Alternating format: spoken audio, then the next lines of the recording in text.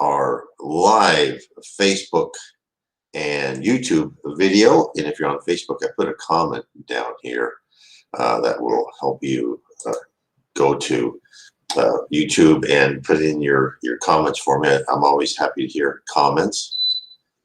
Today is July 4th. Happy Independence Day for those in the United States. And I hope everyone stays safe and sane. Don't blow your hand off like my father always told me when I wanted to play with fireworks. So today we're talking about Chapter 20, The Spiritual Body and Religions. Now this is the end of Book 1, An Evolution of Two Worlds. And the Evolution of Two Worlds gets down into the nitty-gritty. And we'll be carrying on because this is a book 2, but it really gets down into the details of spirit life versus physical life, and how a spirit, a personality, as they say, a character evolves in both worlds, and how you evolve from lower organisms to higher and higher until you have free will, and then you really need to start changing your outlook, your personality. And in fact, we'll get into that with Chapter 20, The Spiritual Body and Religions. So let's start. So it starts with responsibility and conscience. As responsibility dawned on the spirit, human beings' conscience became illuminated. The spark of reason turned into a divine flame. So this is why when we have young, immature spirits, and you think, well, that person has no conscience, right? No idea right and wrong. Well, everyone has a conscience, but some people just aren't used to listening to that and don't acknowledge its existence. And therefore, they'll have to go through quite a few lives until they will start knowing the importance of your conscience, because your conscience is really the set of divine laws given to each free-willed spirit, so we can learn and improve during our journeys in our physical life, and actually our journeys in the spirit world in between our physical lives. And of course, as we go and mature more and more as a spirit, we don't even need to reincarnate. They only do so as to fulfill a mission on some planet. It doesn't have to be Earth. There's other planets. Okay, I'll carry on. Human intelligence grasped the grandeur of the universe and understood its own humbleness, recognizing within itself the inalienable idea of God.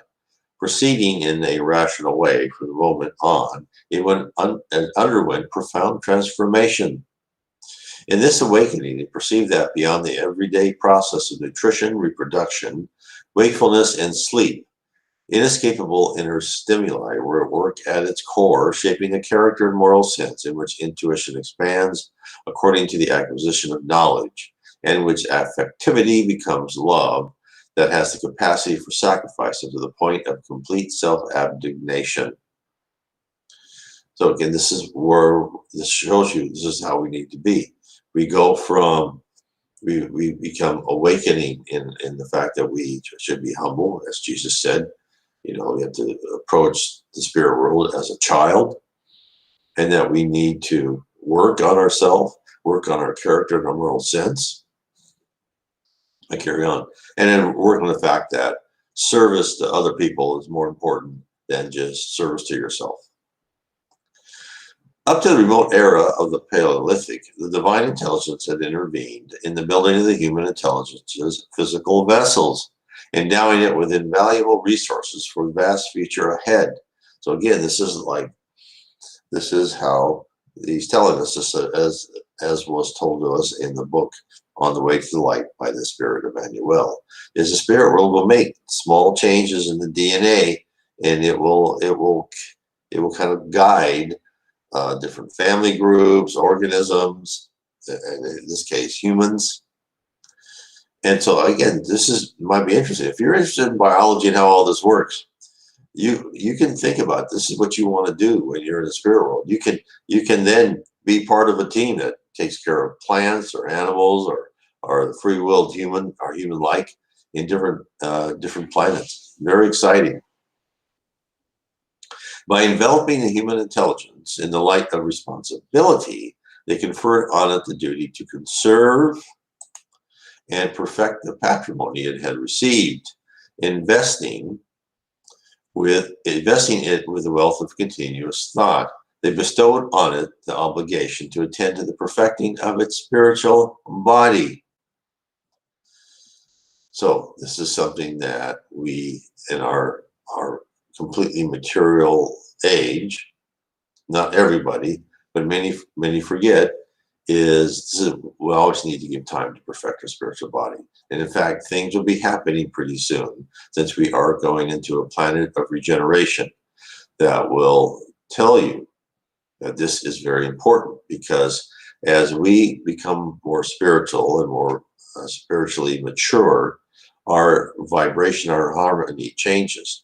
As the majority of humans on the earth raise up their harmony and their vibration, the earth itself will raise up. That's how we're going to become a planet of regeneration. It's not going to just happen. Say, no, that's 2050. It's time to be a planet of regeneration. No, it will happen as fast as the humans change themselves, the majority at least, change themselves. So those people who refuse to change themselves, when they pass away, they'll be sent to other planets. It is reasonable to believe that until that time, the tremendous upheavals of nature, in which violence and brutality went hand in hand, were debited to the account of the evolution necessary for the selection of individuals, groupings, species, and races.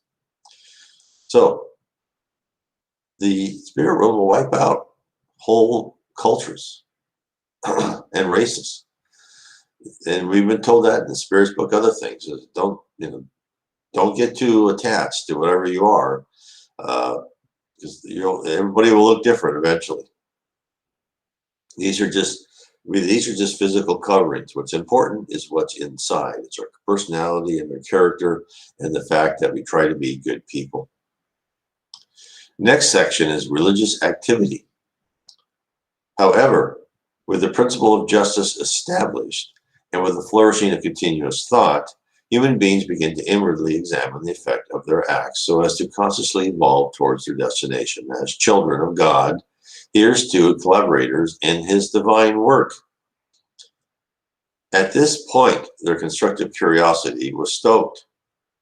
Eager for adequate explanations regarding their individual pathways, they raised their mental antenna to the stars, collecting over time the qualities of the Spirit that substantiate the wealth of revelations from heaven. So we've been all through this. That is, and you've seen this in different, the pagan religions, the Christians. They're all trying to become closer to God. Buddhism, Confucianism, all good. All these people were sent by Jesus to different cultures at different times. Zoroaster is another one, for people to learn how to approach becoming spiritually mature. Or carry on.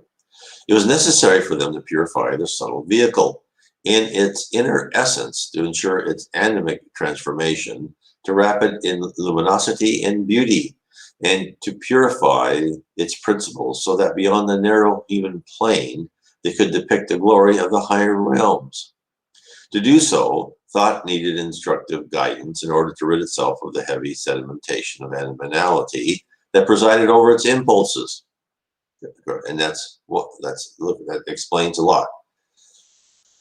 We have all these primitive emotions, and they're all from us being very primitive organisms. We were animals. We were was kill or be killed. Take what you want, otherwise you don't survive. We were, as the first humans in tribes. Again, you started becoming a little bit civilized, but all these things were important. Now, what did us so well in our surviving is now something we need to throw away and change.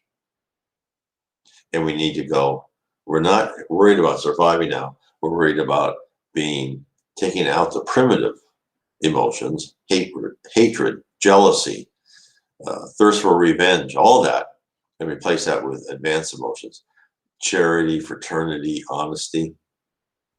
And you may ask, okay, well, why do we have to go through this whole lower order and become such, not nice people in order to survive when we learn that lesson?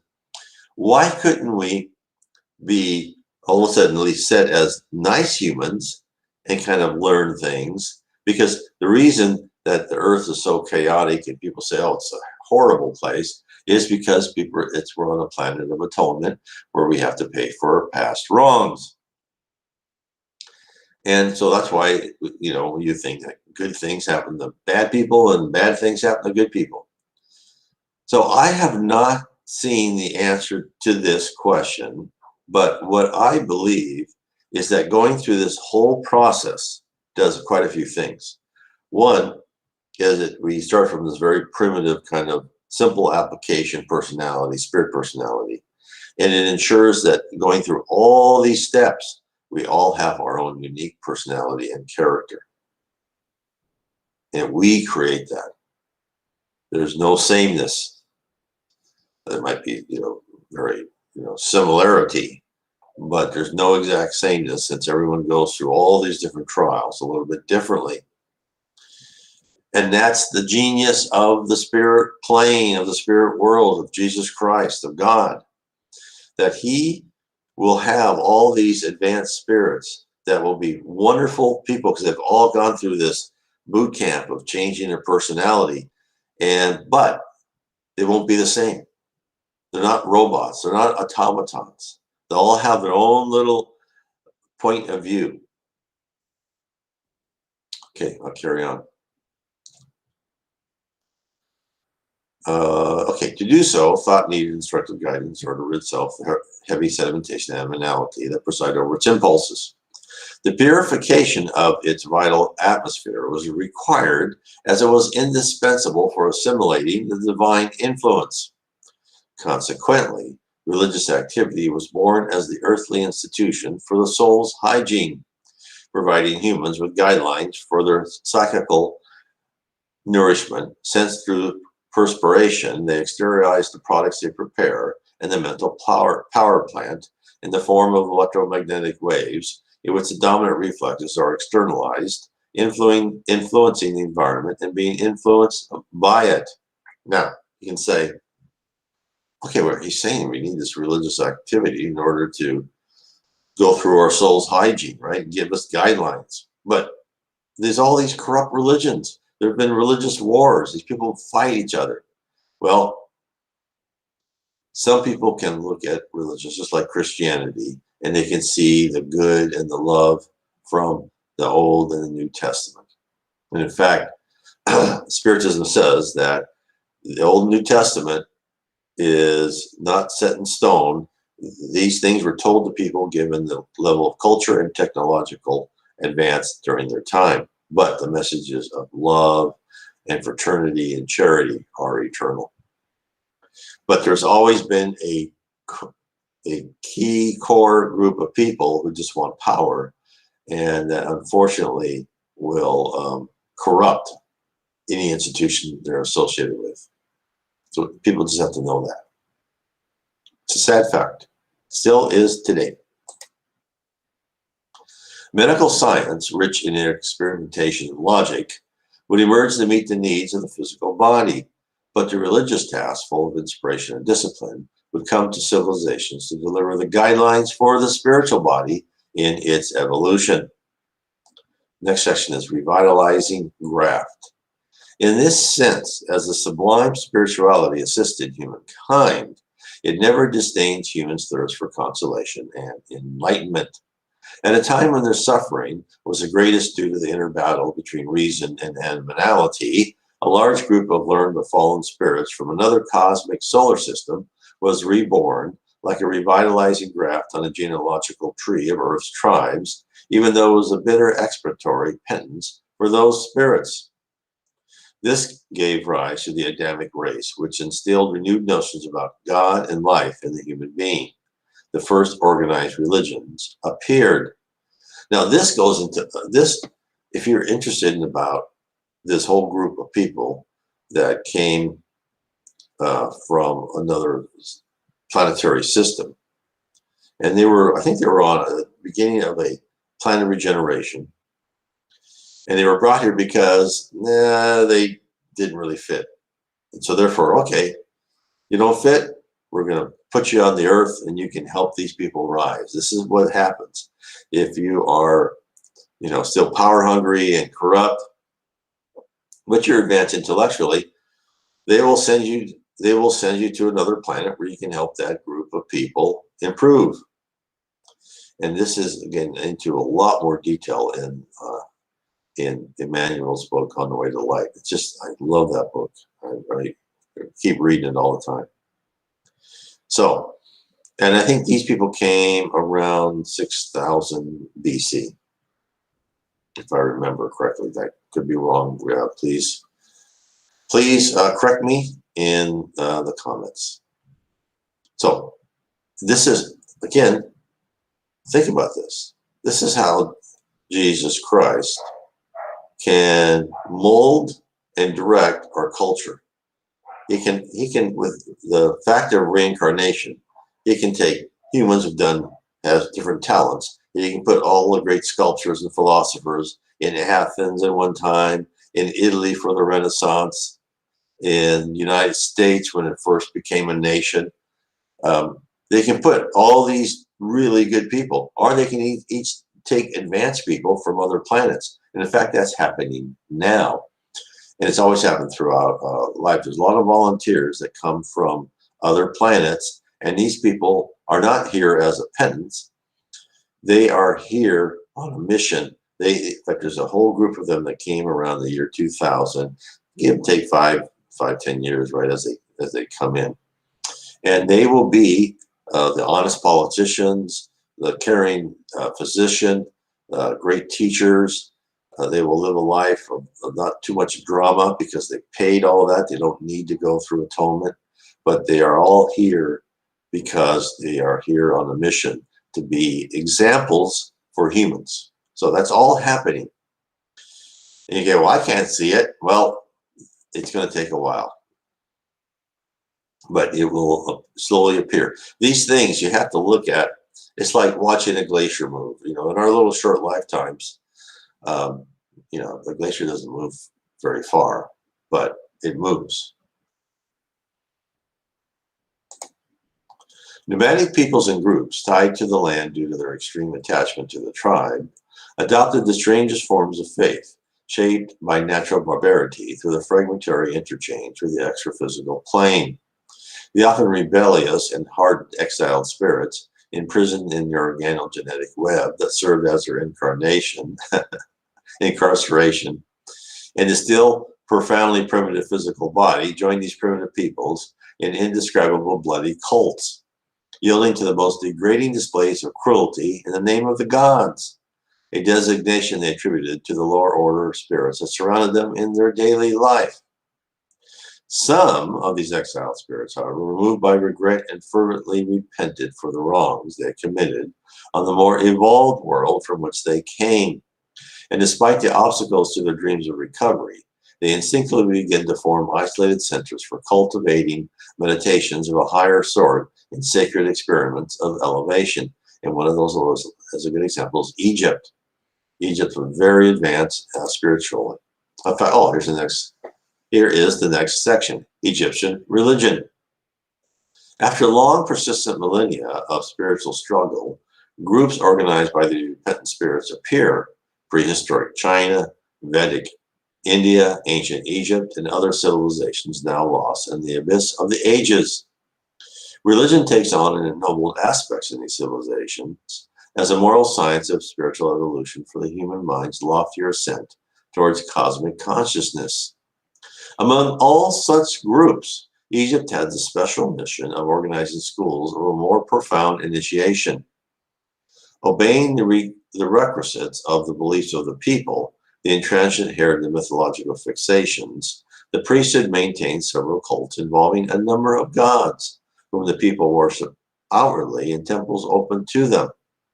Thus, home and school, agriculture and commerce, the industries and arts all had special spirits presiding over them in the name of popular belief.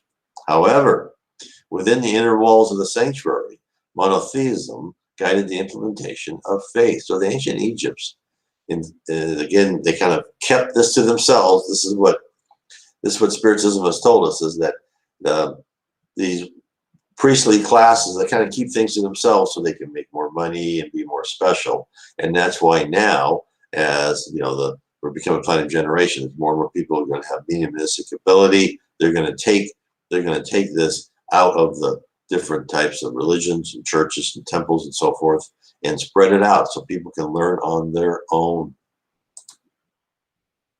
The oneness of God is the foundation of the entire Egyptian religion in its highest expression. For Egyptian religion, the divine attributes are comprised of a wise and powerful will, freedom, greatness, indefatigable magnanimity, infinite love, and immortality. In sum, it believes that God created his own members, which are the known gods. Each one of the secondary gods may be seen as analogous to the one God, and each one of them may create new types of gods from whom radiate in their turn, through the same process, other types of still lower order gods. Of course, this theological view of things was far removed from the highest principles of evolution, because it wrongly imagined spiritual powers centralized in the creator Excelsius, when only God, in fact, has the ability to truly create. Nevertheless, the concept does broadly express the incessant and inevitable solidarity that exists in all lives that constitute the family of the Supreme Lord throughout the entire universe. Now, when he said only God has the ability to truly create, and yet I talk about creation and all that, you know, you create, thought is action. When they're saying truly create, he's saying the foundation of everything. The physical universe, the spirit universe, set up the whole background, the environment for us to be able to create. But we can't create outside of that environment. That's why here he had it in bold. Moses' mission. The Theban priest knew all about the existence of the spiritual body, which can exteriorize itself from each individual for constructive or criminal actions. They cultivated advanced mediumship, conducted complex application of magnetism, outlined disciplines for the inner life, and of course communicated with discarnates, rendering them special reverence. So you can see that the Egyptians, you know, they were, in fact, more knowledgeable about the spirit world than we are now today. Into this realm of loftier knowledge, Moses reincarnates as a missionary of renewal in order to bring to the minds of the people the concept of the one God, transferring it from the initiatory sanctuaries to the public arena. However, because the evolution of religious principles always implies the upgrading of customs through the elevation of the soul, this pioneer faces dreadful battles with thought accustomed to the circles of a tradition in which the social classes mutually exploit one another, still do today, thus increasing their own deaths before finally receiving the fundamentals of the law on Mount Sinai. From that point on, religious knowledge based on cosmic justice becomes widespread amongst the nations, since through Moses' message, everyday people are informed that before God, the Lord of the universe and life, they have to respect the rights of others in order for theirs to be respected in turn, recognizing that they're all brothers and sisters, children of one Father. Consequently, religion begins to act directly on the perfecting of the spiritual body for the greater life, educating human habits and purifying them in the cauldron of the centuries in preparation for the coming of the Christ, the spiritual governor of the earth. The ideas of justice and solidarity, of collective and individual duties concerning the hygiene of the body and mind are more broadly disseminated. Now, again, you can say, well, these people are still pretty primitive, right? The Jews came in there, they wiped out whole cities, and they kind of went back and forth. I mean, very interesting reading the Old Testament. And, you know, there's a lot of revenge, and and they weren't really recognizing that they're all brothers and sisters and children of one Father. So, but that idea was out there. And so we know that these ideas don't if there's an idea, it takes a long time to percolate through the earth. And that's all they did. It took thousands of years. And then at least that idea percolated enough. So when Christ came, there was a small subset of people who were ready for that message. And in fact, there was quite a few people who were pagans who were ready for that message because of Paul went out there and preached it. So, Christ and the spirit world doesn't come in there and say, okay, I'm going to change everybody's mind. Or, okay, I'll come down there and do a bullhorn from the sky. He goes, you better believe in me. And, otherwise it's not going to be good for you. No. The spirit world lets us learn at our own pace. They're not going to force anything. If they force you to say, if you're not good, you're in big trouble. Well, then that means you're good because you're scared. No, we need to be good because we want to be good. That's the important thing. So think about that. And in fact, a lot of these Christian prophets now, as they talk about the Old and New Testament, and a lot of them say, oh, they went to heaven. And I hear these things they say, and they're directionally correct, right? But there are some things that are small. And you can ask, well, small differences, and I believe that's true. Now, I could be wrong too, of course. But Spiritism, I think, is pretty correct. And then you say, well, why doesn't the spirit world tell people this is what this is the truth? Well, that's not how it works. They're going to let you figure it out. They're not going to say, oh, yeah, you've been wrong about that. No, there actually is this, this, and this. Think about Edgar Cayce, the great American medium. He was a very, stout in religion. He did not believe in reincarnation. Then he kept having these medium, these things from different, Atlantis and different lives. And finally he said, yeah, there has to be reincarnation. How can people have previous lives if there's not reincarnation? The spirit world didn't say, Edgar, come on, get with the plan, there's reincarnation and all this other stuff. No. They let you figure it out, because when you figure it out yourself, it's much more powerful. Okay, next section is the 10 Commandments. The 10 Commandments, received mystically by the prophet, still shine today as the foundation of light and the edification of rights within the social order. The word from the highest realm inscribed the law of cause and effect for human beings, solemnly warning them to devote the highest love to the Father of eternal goodness and acknowledge your divine origin in Him. Caution yourself against the errors of anthropomorphism, because basing the absolute divine attributes on the limited attributes of human beings is to fall into perilous traps of vanity and pride. Now, think about even the Catholic Church, where you have all these statues of religious saints and all this stuff, and they, you gotta give money for this so we can put this to the city and all that. That's another example. The early Christians did not do that, but you have all these, like Mary, who's wonderful, mother of Jesus. But if you look at the Catholic religion, it's all over, little statues of Mary. And there's nothing wrong in that if that helps you, but don't go overboard, right? Know that she is part of the spirit world, a wonderful person, but don't let your local priest or padre use that to make you do something you don't want to do. Okay. Abstain from restricting the divine judgment within the confines of your own judgments. Remember the need for meditation for your own good and the good of those with you in the realm of your earthly endeavor, so that you may effectively assimilate the values of that experience. Remember that due to its sublime nature, your debt to earthly parents could never be paid. You'll be held accountable for the lives you deliberately take. Avoid obscuring or distributing the sentiments of others, since criminal calculations emit waves of disorienting energies that will come back at you. Again,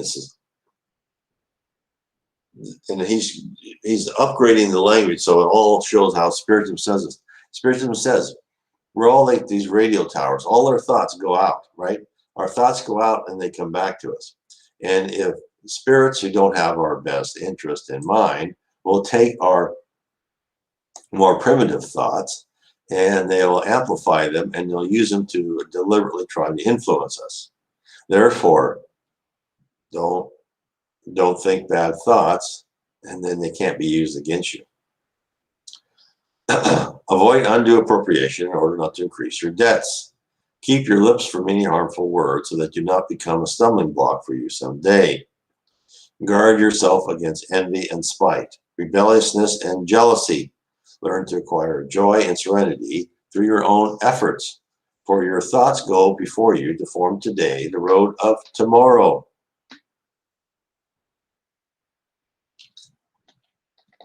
And that's so true. Your thoughts, your deeds, your actions, everything you're thinking now, your intentions, your emotions, are all recorded.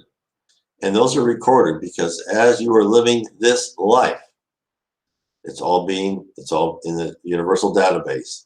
And that will be used to show you, to create what's necessary for your next life. Let me show this right here. So again, the process of karma. In your previous life, each life is recorded, everything in detail. Thoughts, actions, the thoughts of people around you. Your current life, right now, you're living. Results from your previous life determined what you're doing now, right?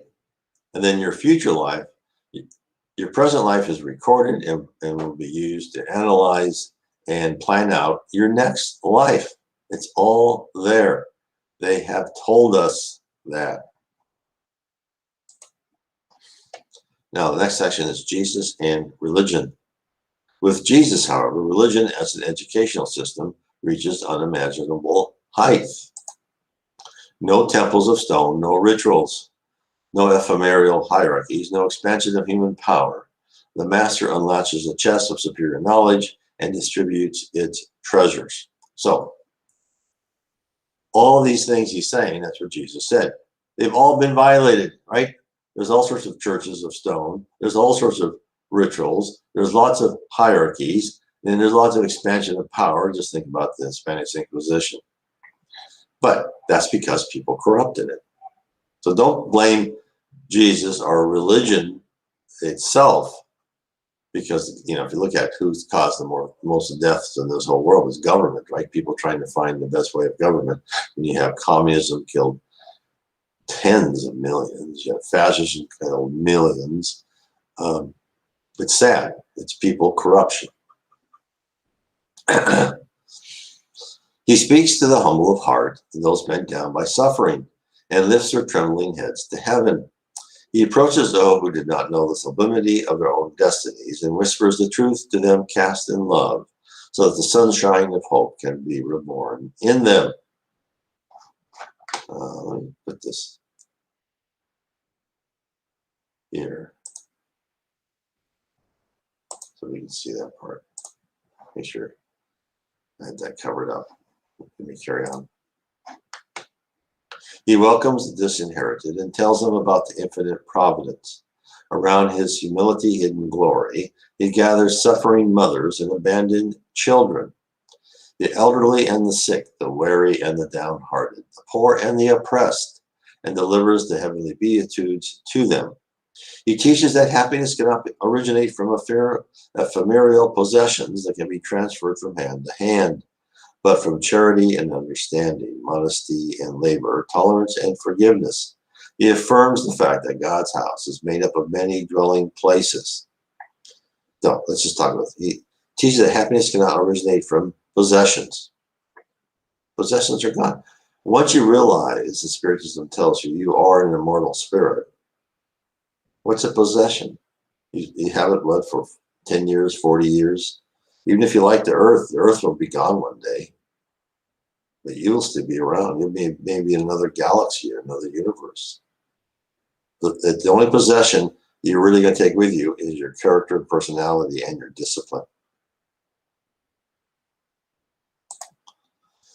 The worlds that swarm in the firmament and the human beings must be born again to progress in the direction of divine wisdom. He proclaims there is no such thing as death, that creation is beauty, security, joy, and victory, and immortality.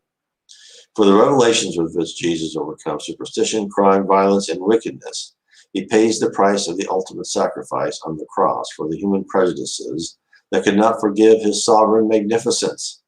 But in reappearing raised from the dead to the same humankind that had scorned and crucified him, he reveals the sublimity of life eternal to it in a new canticle of humility. Next section is the revival of Christianity. From then on, the gospel becomes a code of harmony, inspiring devotion to the good of all up to the point of willing sacrifice, living fraternity, tireless service to others, and unbounded forgiveness. Great changes begin to occur on the earth. Methodical cruelty gives way to compassion. The bloody trophies of war leaves the sanctuaries. Human slavery is shaken on its foundation so it may be banished for good. Woman is elevated from the status of a lower being to that of human dignity.